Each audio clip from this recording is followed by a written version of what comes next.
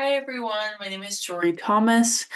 I am a Red River Métis student here at the University of Manitoba, and I am a student in the Bachelor's of Environmental Design program through the Faculty of Architecture. How you might know me, if you're not an environmental design student or a Faculty of Architecture student, I worked as a student assistant at the School of Art Gallery, specifically within the Indigenous education route. And I also work for the University of Manitoba Art Collections, running a Indigenous committee of students where we purchase Indigenous artwork for the U of M. So what you may be wondering is, what am I doing here today? So I've been a student of honors for about 3 years now, which is crazy. And I've taken many classes with her, and recently I took a class called Remapping and Rewriting Public Spaces, kind of about decolonizing public space and Indigenous identity in public spaces. It kind of had to do with architecture and art. It was a little bit of a mix of both. And so through this class, I did a presentation on a chapter of a book that we read called Settler City Limits. And in this book, there was a chapter about Métis identity and the Prairie Métis. And it was specifically a conversation with Métis academics about this topic. And so Honor loved the presentation, which I was very happy about. And even though it was a little bit more focused on that chapter, she really enjoyed how I talked about my own identity and my relation to the chapter. And so because of this, I've kind of made this presentation for you and altered it a little bit to be more fitting to something that you're going to be doing in class about positionality. And so I'm calling this presentation Positionality, Identity, Origins, Family, and Connection. So there are still some remnants of the presentation that I did in the summer throughout this little lecture I'm doing for you guys.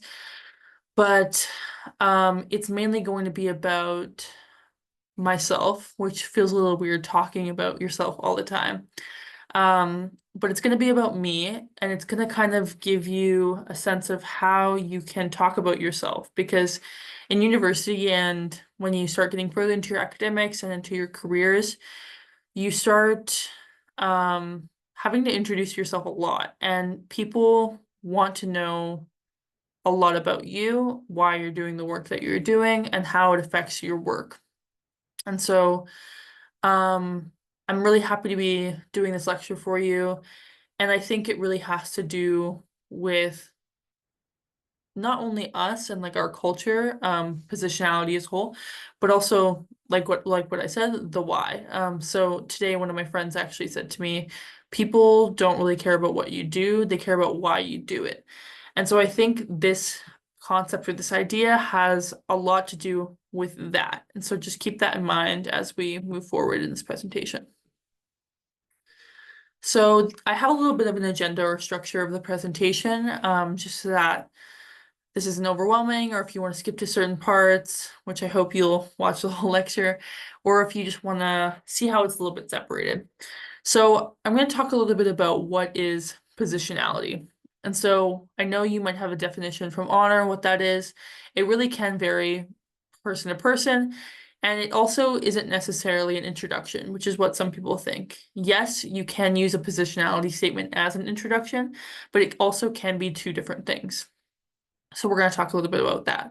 The second thing I'm going to talk about is who are the Métis people, because when I talk about myself, it's hard to understand me as a person and my Métis identity if you don't actually know what Métis people are and how settler colonialism has affected them, how a lot of the Métis people have very confused identities, and the legal battles that Métis people have faced. So I have to go over this, and I think I recommend it to any of you, Indigenous or non-Indigenous, to explain, because some people don't know. You know what I mean? We're so used to just saying, oh, I'm Métis or I'm Ukrainian or whatever, and they don't actually know. Like some people have no idea where that's from. Like we just assume. And so it's always good to explain these things that people might not know. The third thing we're going to talk about is my little bit of an introduction and my relation in the context of, I said in the PowerPoint, this chapter. I more so mean in the context of Métis identity and my roles. And then we're going to talk a little bit about who are the prairie Métis, which I talked a lot about in my original presentation, and I'm going to touch upon a little bit now. And then we're going to talk a little bit about how I position myself. So just a little bit of housekeeping. This thought bubble here means that it's something that you should think about. And I'm not just saying write it down and throw it away. It's something that you should really marinate on for a long time. Learning without reflecting isn't really learning at all. And so if I'm talking about a concept that I think you should think about, it should be maybe more so thinking about it in terms of yourself, who you are, maybe thinking about it in terms of things that you see or have heard. When I talk a lot about the Métis people, a lot of people have a lot of misconceptions. And so that's why I just kind of put that as like, think about this side a little bit. Don't just write things down or take notes or take all of this with a grain of salt. The star marks down a person, concept, or thing that you should remember. So this is just kind of things that, these are more of those things that you should just write down and use when you write your positionality statement. And then this location marker just relates to my position in society or Winnipeg. So these are just locations that I recommend people check out, explore, think about, etc. Okay, so just diving in right away. What is positionality? So this is something I do think you should really remember. So positionality refers to where one is located in relation to their various social identities. So this includes gender, race, class, ethnicity, ability, geographical location, etc. So when it says to refers to where one is located, this is just saying what is your role a little bit. So what do you identify as? What race do you identify as? Are you middle class? Are you lower class? Are you, would you consider yourself the top like 10% of Winnipeg? Your ethnicity, your ability, and where you live. Like all of these things impact you, whether you think it or not, and where you've grown up, etc. Like someone who has grown up in Portage la Prairie and moved here has a lot of a different perspective than someone who's born and raised in Sault Ste. Mattell, Winnipeg. So these are all important to think about. So all of these different things add up to make a combination. So it just says here that the combination of these identities and their intersections shape how we understand and engage with the world, including our knowledges, perspectives, and teaching practices. I just wrote here, as artists, art historians, and people, your positionality affects you, your interactions and experiences, and especially your work. So I just always use this a little bit as an example if you're confused on how that kind of relates. So for most of my life, I was raised by a single mother. And because of this, I like to think about motherhood and urbanism in terms of my degree. If I was more of an artist or if I was practicing artist, I might want to think about art and motherhood, something like that. You know what I mean? Like the way I was raised and the way I grew up influences what I do today. That's just an example. Sometimes it can be more subtle than this, and it can also sometimes be negative. So when I say more subtle, it can just be a perspective that you have. You know what I mean? If you've grown up with less money than most, some teachers might have perspectives and you might disagree because you've had that lived experience, right?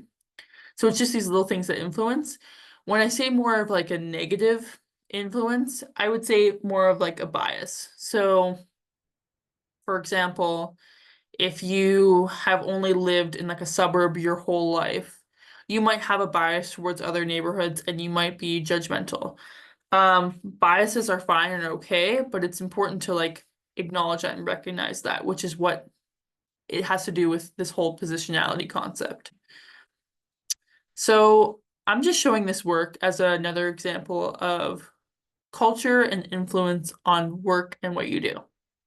So this was a project that I did for my second year of environmental design in Design Studio 1. And so this was my first semester of design school, no previous design experience before that. And in this project, we were asked to do an analysis of a site that we were assigned. So this was not one that I picked, and make a 10-inch by 10-inch plan of the site based on our way of analyzing it and our analysis of the site. And so I had never sewn before, but my professor encouraged me to do so. And I basically just did what I did. I let the way that I was taught influence how I did this work. And so a lot of my processes and ways of doing things were not the way my classmates did things, which was fine. I offered tobacco to the land. I returned to the site many times and gave my thanks because that's just the way that I was taught and I was raised. And so what's interesting is this is what it produced, and I would say this is one of my best projects from this year. And the feedback that I got from my Indigenous colleagues, my professors, was that you could feel the Indigenous influence in the piece. And I really agreed with that because I was like, because it was, you know what I mean? Like the way I was raised was projected, and the way I made this was because of the way I was taught. And so this is like an example, I would say, of how you influence your own work. And like some people, when I explain this, they're like, well, like you could have made the same thing and not been who you are. You know what I mean? But then I looked at everyone else's work and it was completely different. Like I wish I could show you all the other examples. And just some people just have those different sets of knowledges from the way that they are. So for example, like one of my friends, she's an international student, and she used completely different materials for this project that she was comfortable with from the way that she was raised, the way that she was taught, from things that she learned from making when she was a child, stuff like that. So it's like these things that we make and these things that we do are really influenced by who we are and how we position ourselves in society. I would say another aspect of this too, like being from where I grew up, which we'll get to, I was the one that was most comfortable being near the river, near homeless people. So this is also why I was able to go back to the site and to really have no fear in what I was doing. And it, what happened was it captured a better version of the site than other people who didn't go back more than once. So anyways, this is just something for you to marinate and to think about. So in order to position yourself or write a positionality statement, there's a couple things that you need to do. And I'm not going to say that these are easy or they're hard. It really depends on who you are. For me, thinking about positionality and thinking about myself really took a long time.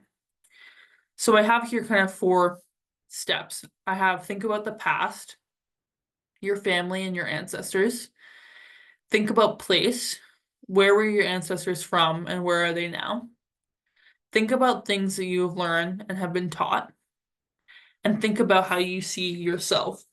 So this one I actually put this is hard because I think that all 4 of these things have taken me a really long time. It's really hard when a lot of your family isn't around or they maybe don't know a lot about your past. It's also hard when you really don't know where you are. You know what I mean?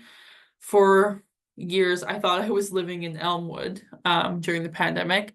I was not in Elmwood. I was in like East Kildonan. I don't even know. But it's just we think we know where we are, but we actually don't. So really think about that. And so I'm not saying this is going to be easy, but some people already have this embedded knowledge. They already know where their family's from. They already know what they can really reflect. And so it really depends on who you are. So try your best. But all of these things that I've mentioned here relate to your approach, and they're really necessary to think about. Without my grandparents, without my parents, I wouldn't be the way I am today. So before you even take time to write this statement or to think about your positionality, really just almost do a family deep dive, a culture deep dive, whatever. Just open those history books and get learning. Okay, so we're diving a little bit into the Métis part of the presentation, which is still important to the whole aspect of positionality, and specifically my positionality. So if you don't know who this is, you should or you will know. But this is Louis Riel and other members of his cabinet. And so if you don't know who Louis Riel is, that's okay. But he is considered the father of the Métis people. And he was the one that fought for Métis rights within Manitoba and was essentially the first premier of Manitoba. So he's a really important figure and a really important figure to me as a Métis person. So just for some context, I am a registered member of the Manitoba Métis Federation. So in Canada, there are multiple Métis federations, and it can get a little political. Some are recognized by the government and some are not.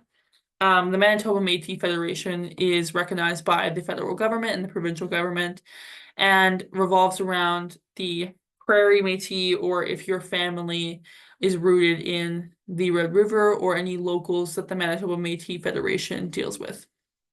And so I got my Manitoba Métis Federation card literally last year. Like it was not that long ago.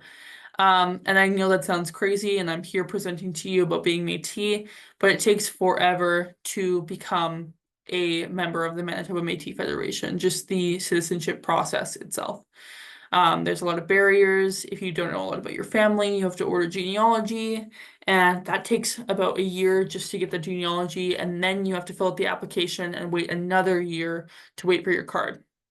And so before this, I was in a boat where I was taught that culture didn't need a card to be your culture. And so from about the age of 8 or 9, I was raised in ceremony. So my mom at age 19 reconnected with her roots. So she's Métis on her maternal side of her family.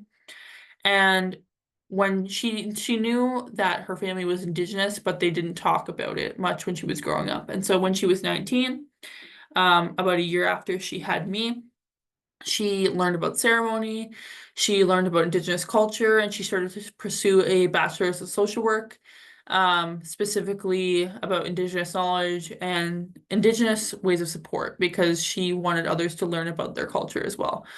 And so because my mom knew this and was taught all of this by elders and community members, she really wanted us raised in ceremony. And so it felt like while she was learning about ceremony in our culture, my siblings and I also got that opportunity to be raised in the ceremony environment. So we grew up going to sweat lodges. Went up going to sacred fires, to Sundance, stuff like that. So I was even gifted a spirit name at age 10. So my spirit name is Stone Woman, and that was given to me by an elder of Verndano. So I was lucky enough to have this process, my mom introducing me, and it just gradually, I was aware that I was Indigenous. But even though I was going to ceremony and I was participating in the culture, I still didn't know much about my family because a lot of them had passed on, or didn't really want to talk about their identity because of going to Catholic school. And before, the 2000s, it was really taboo to be a Métis person. And so I didn't actually start learning about my identity and my actual family and where I was from until I was about in university, which is crazy because that was not that long ago.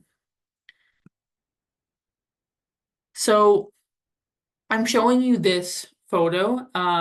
This is a piece by Dana Danger.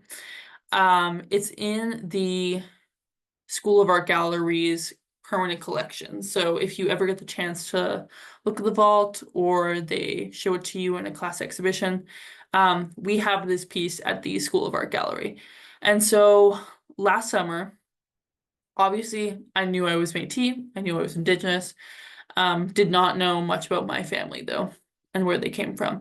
And so I got the chance to work at the School of Art Gallery, and my first day, they showed me the Indigenous works that they had in the collection because we were going to do some outreach with high school students specifically related to the School of Art. And so they showed me this piece by Dana Danger, who is a Métis artist, and she has beaded these leather masks, which I'm sure you'll talk about with honor, or maybe you already have. Maybe you already know all about this.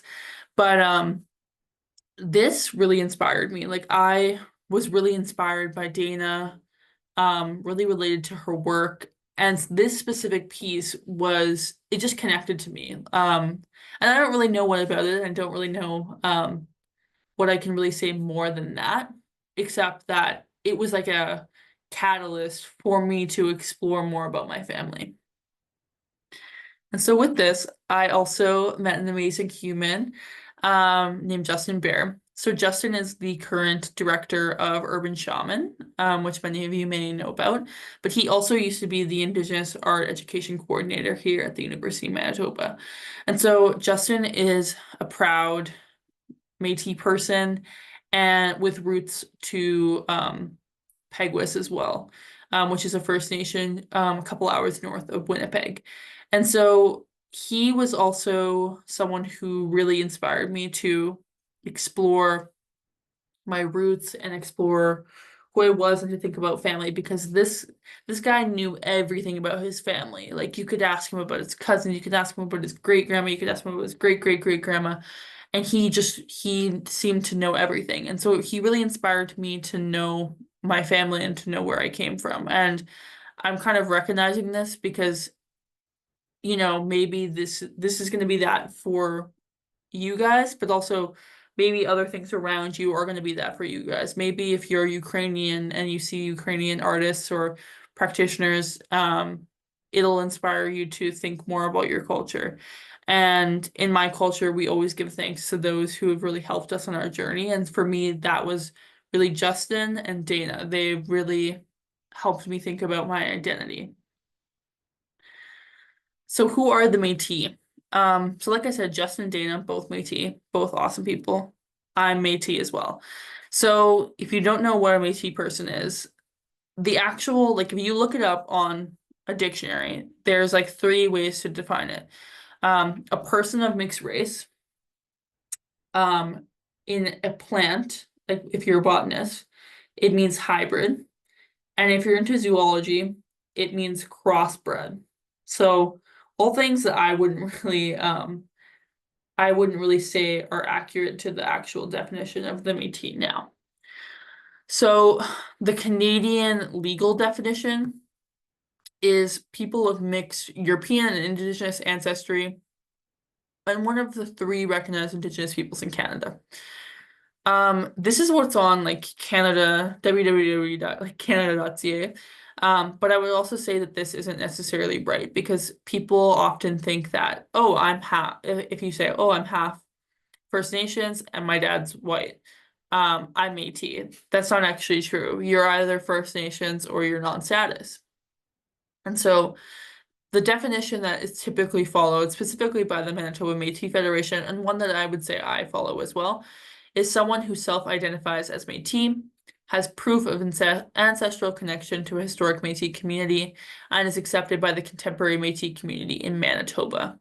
And so I think it needs to be these three things in total. I'm a little bit iffy on the last. Yes, sure, you self-identify as Métis, and I hope that if it's your culture, you are proud of it. I think one of the more important parts is that has proof of ancestral connection to a historic Métis community. That is really, really important, and it's accepted by the contemporary Métis community in Manitoba. I would say this one is important because community is important, but I also think that in the way the Manitoba Métis Federation is talking about it, it means that they want someone to sign your citizenship application that isn't your family. And so I think that is sometimes a barrier if you especially don't know who is Métis and who's not, and you don't know a lot about your community. But I think these three things are important to identity. So there are other terms that you might hear that I would say some of them I identify with, that basically mean the same thing as Métis. So Chantal Fiola, who is a Métis author and scholar, calls them the new people in her book, Returning to Ceremony. A really derogatory term that is not really used much anymore is half-breed. It's one that is reclaimed, but it used to be very negative to call a Métis person a half-breed. Mixed, Michif. Michif basically just means Métis in French, but we also use it as the name of our language. Country-born, mixed blood, and Métis Anishinaabe. And so I feel like country-born and mixed blood, we don't really hear much, but a lot of people now are using the term Métis Anishinaabe. So like I said before, the Manitoba Métis Federation is specifically within Manitoba. And so they have, how many are here? 135 MMF locals, which is what we call them, of areas of Métis people.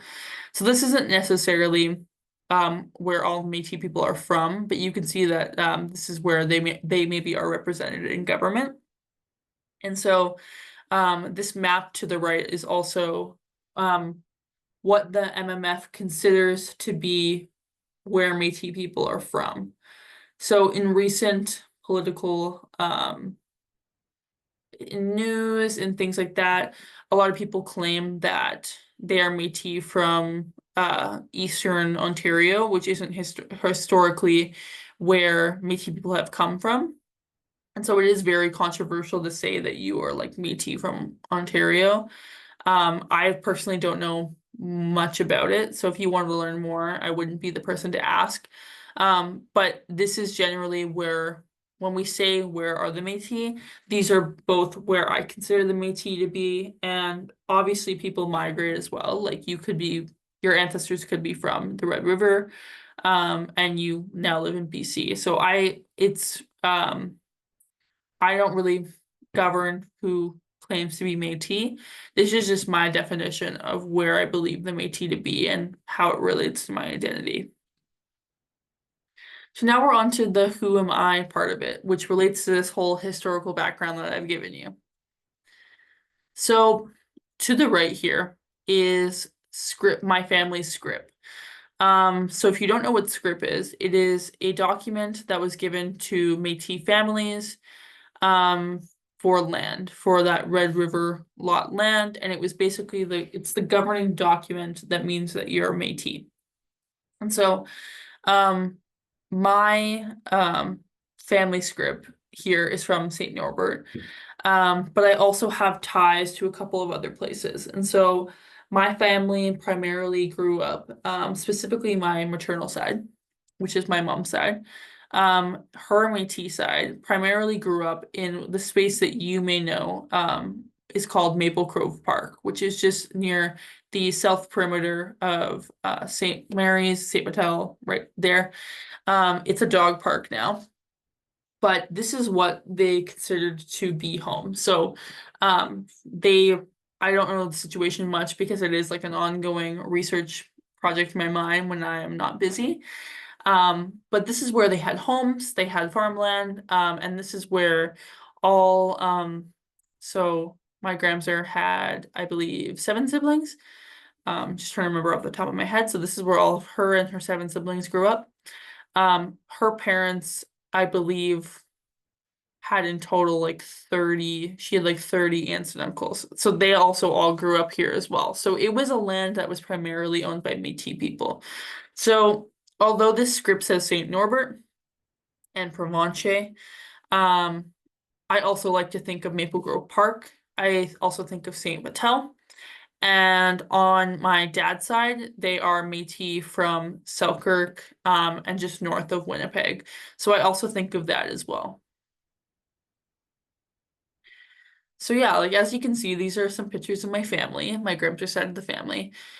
And they had homes that occupied Maple Grove Park, which my family doesn't call that. We call it Frobisher Road. And so my grandmother's maiden name is Frobisher. And so mainly the land was owned by Frobisher people, which are all my family members, the Frobishers. And so they had lived there their whole lives, and the generation before them had lived there as well. So before that, I'm not really sure much of where they came from, aside from the parish of St. Norbert, which spreads from the U of M down southwards.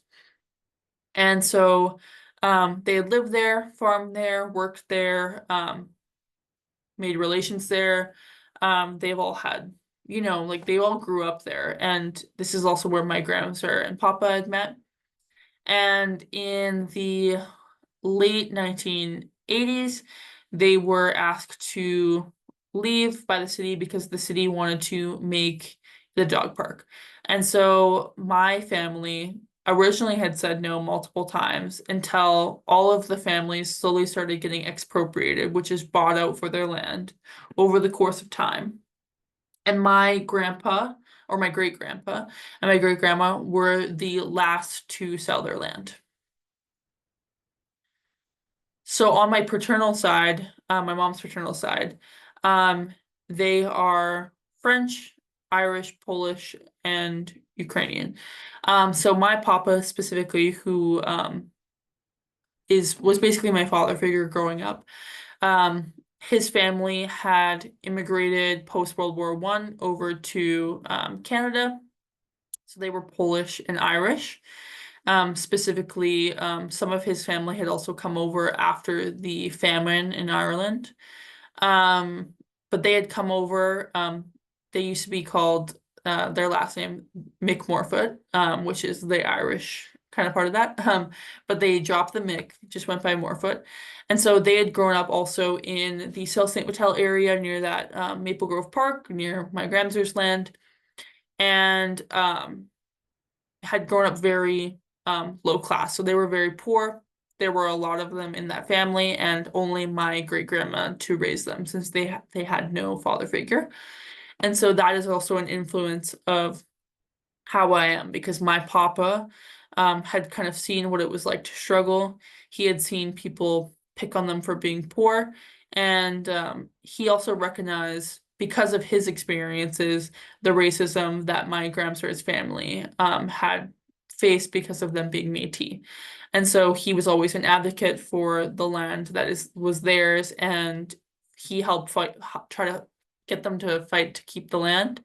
And although it didn't work, he decided to still honor my grandmother when she had passed away by putting an angel at the park and a little plaque. And specifically, one of the plaques there says that there are Indigenous people that lay here because people don't know this, but because people had lived at that park before, there are like unofficial gravesites marked there of the Métis families that had lived there before. And so on my paternal side, we are also French and Ukrainian, with my dad's side being Métis on his paternal side. But then my dad's maternal side actually immigrated from the Ukraine pre-1920s or 1930s. And so when I think of home, when I think of what I consider home and where I feel home as a Métis person, specifically related to my culture, I think of St. Vital, I think of the North End, which I'll get to, and I think of the Red River. So this is a picture I took of Maple Grove Park in the present day. I want to show this picture of artist Peter Thomas and his mural as well because we had a conversation with him not long ago where he facilitated a workshop this summer. And one of the things we told him to talk about at the workshop is where he was from and how it relates to his practice. And so he actually showed us a map of Cross Lake, which is where he's from. Just that's north of Lake Winnipeg. But he had also gone into detail about how he considers himself from like multiple different quadrants. And so he doesn't even just say, oh, I'm from here, I'm from here. And obviously, if people officially ask him, he says that. But he says that I'm a person, an original person of Turtle Island. And so I think that's something that I really relate to. And so when people really ask me where I'm from, at the time of this original presentation, I had said like St. Vital, I had said the North End, Maple Grove Park, etc. I kind of now consider myself one of those original travelers and pioneers of Turtle Island. Okay, now on to the Prairie Métis people. So not that I consider this much different. I kind of already explained it. But sorry, give me 1 second because my cat was just trying to escape the room of my office. Whoops. Anyways, that was a lot of information, so you can just think for 1 second. The Prairie Métis people, not really much different than the original definition I gave, but in relation to the chapter that we were reading, I still think this was important to go over. So this has a lot to do with, I think, myself and what I think of, because now when I think of home, I really think of being rooted around the Red River. So I think of inhabiting other spaces and still considering home to be that Red River. I also think about the connection to the broader prairie society and feeling connected to two places at once. So something that was talked about in this chapter, which I definitely recommend you read if you're interested in it, is feeling like you need to, I guess, kind of leave the city to feel fully Métis, or feeling weird because you don't consider one place home. And so I really think of kind of, I relate to that. I relate to that prairie Métis feeling of feeling connected to the outside land outside of Winnipeg, but also feeling connected to inside of Winnipeg. And then it also just says here that the existing communities all around us, including Regina, Winnipeg, Saskatoon, Edmonton, and other major centers located in the prairies. So yes, these are definitely Métis hubs now. So many cities are filled with Métis people. And then another principle that was kind of talked about is that the cities were built around the prairie Métis, which is something I really think about in terms of my family. You know, the city really wanted a park, and that's what they got. But what happened was that my family was forced to leave and take up other space, which never really felt like home, but we always seemed to make it home just because of the principle that home is wherever your family was. So you could classify Louis Rel as like a prairie Métis. He's a pretty cool guy. He's kind of the OG prairie Métis. You could also consider my great-grandparents prairie Métis because they were born and raised in the parish of Saint Vital. And then I guess I kind of consider myself a prairie Métis. If someone asked, or if I really thought about it, I would say, yeah, I am a prairie Métis. Another place that I really consider myself fitting into is where I currently live. So obviously you can't see outside in here. But I currently live in the North End, and I consider myself a North Ender now. It's a long initiation process, and you have to live here for a long time. No, I'm just kidding.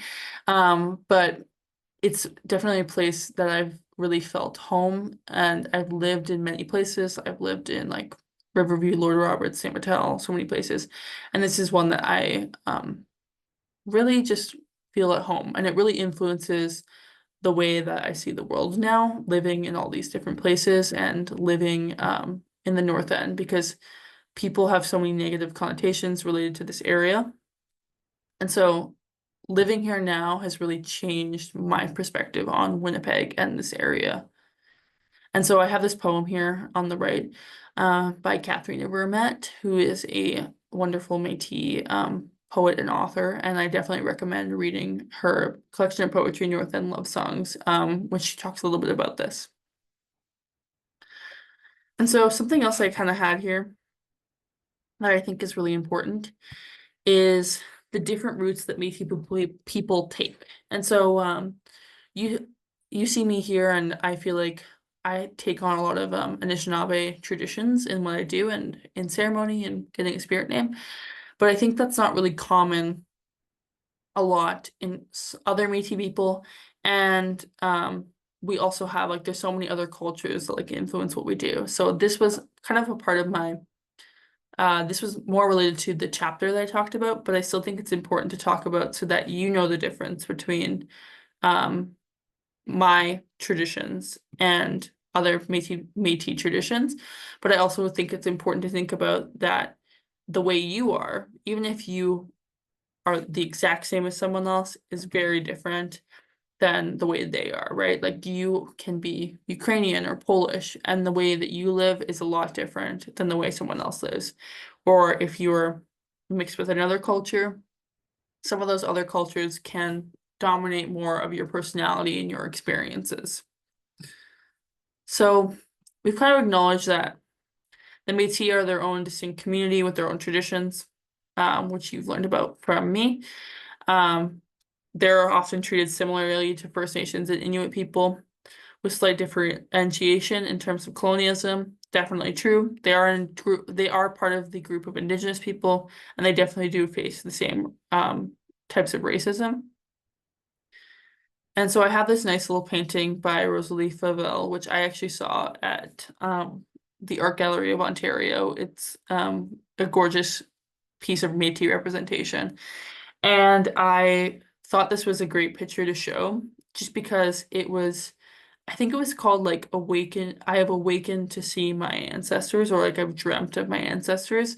And I think that's really beautiful to think of in terms of positionality, because that's what you're really doing is you're thinking about these people that have come before you and how it affects you now. And so she's kind of showed like Louis Riel, she's probably showed some of her grandparents, but I thought it was such a good representation of really like what happens to you when you like think about your identity a lot. And so I'm gonna kind of just gloss over these because I've been yapping for so long. But like I said, I will give on to the slides. And so there is like a broad just heard someone put their horn on like crazy outside. But there is like a broad view of thinking about Métis people. And that's like a lot of communities. There's a broader view. And so I kind of wrote here that's like thinking about Indigenous people as a whole, and not thinking about us as separate, even though that's not really true, is that the Métis people are very different. And then there is the narrow view. So thinking about the Métis culture as a really specific culture. But there are problems with that. And so one of the problems is that it makes people think that Métis people aren't Indigenous, which isn't really true. And it also separates us as a community. And so I don't really like thinking about it in this narrow view. I do think Métis culture is important, but so is like if we're thinking about it more broadly, like Cree culture is important too. Preserving, I keep going back to like Ukrainian because I'm part Ukrainian, but like Ukrainian, Polish, African, Pakistani, like stuff like that. Like all of these are important, and we shouldn't just have to hone in on one thing to separate us from the whole. And then I have this kind of mixed view. And so for me as an Indigenous person, I identify as Indigenous. I don't just say I'm Métis. If people ask me where I'm from, that's when I say I'm Red River Métis. So this is like a mixed version of going broad versus narrow. This to me promotes unity of Indigenous communities. So this kind of puts us together rather than separate, because I like to think of it as the Indigenous community versus colonialism, not the Métis versus the Inuit versus First Nations versus colonialism. I would rather be in this broad group than be the specific thing that's kind of thrown to the side and not really considered. And so I do think, though, with that becomes that preservation of your own culture. So I'm Métis, I still value humor, honesty, loyalty, music and dance, pride, respect for elders, storytelling, sharing, spirituality, conservation, nourishment, all this kind of stuff. Even though this relates broadly to the Indigenous community, I take value in the specific things that make me Métis.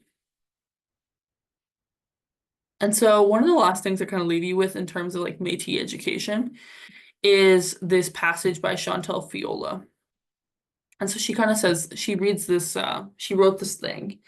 And to me, this is what really helps me, and has helped me write like positionality statements and think about my positionality and what I do.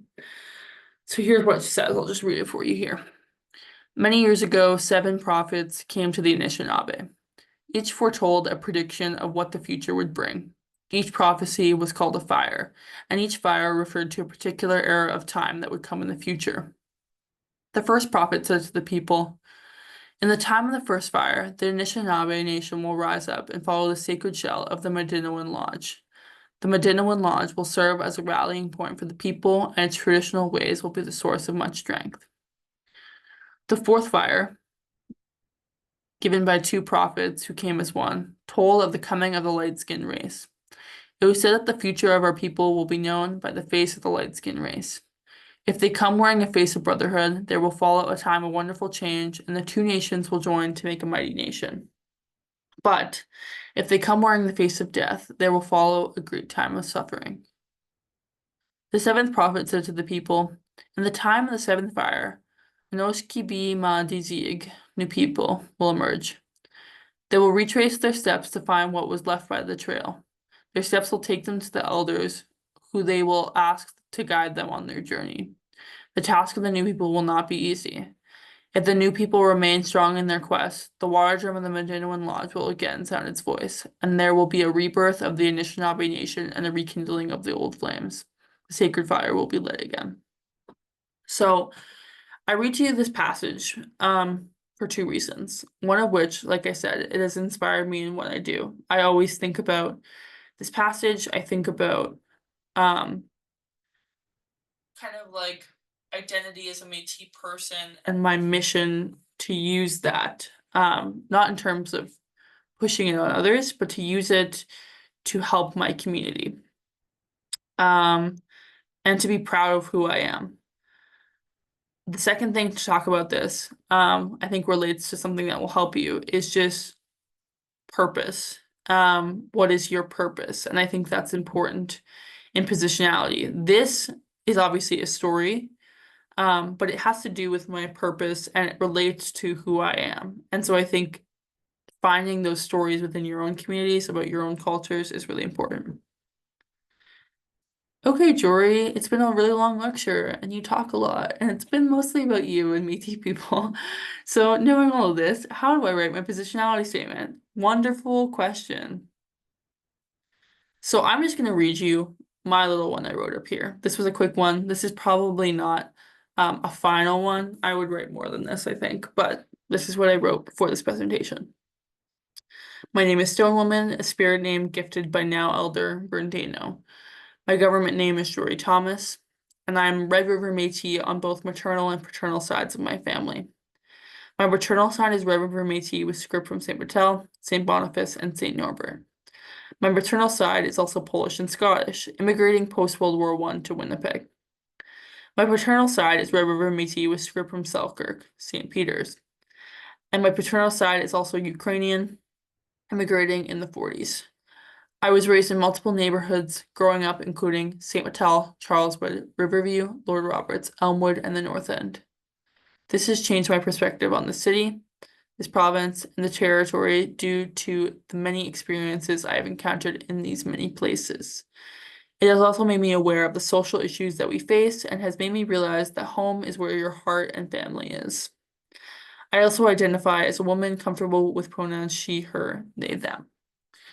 So, like we've established, I am a yapper, so I would definitely add more than this, but I think this would be a good start into thinking about your positionality. But the work that I just showed you, all of that family history, is really the basis to what I wrote here. And so yeah, that is all that I have in the presentation. I am open to any questions that you would have for me or for Honor. I know this was a lot about Métis culture and about me, but I think it's a good lesson in how you should think about yourself. You should really think about who you are, where you came from, find those photos, find that history, and do what I just did for you, for yourself, so that you can write a really good positionality statement. And if you're not needing to write one, just to think about your position as a person studying at the university, as a person functioning in society, as working, whether you're pursuing to be an architect, landscape architect, interior designer, city planner, artist, art historian, filmmaker, whatever. Many many professions, it's important to think about your role and who you are. So I thank you for listening to this lecture. And yeah, like I said, please reach out if you have any questions about anything whatsoever. You can also email me, which Honor will provide. Thank you.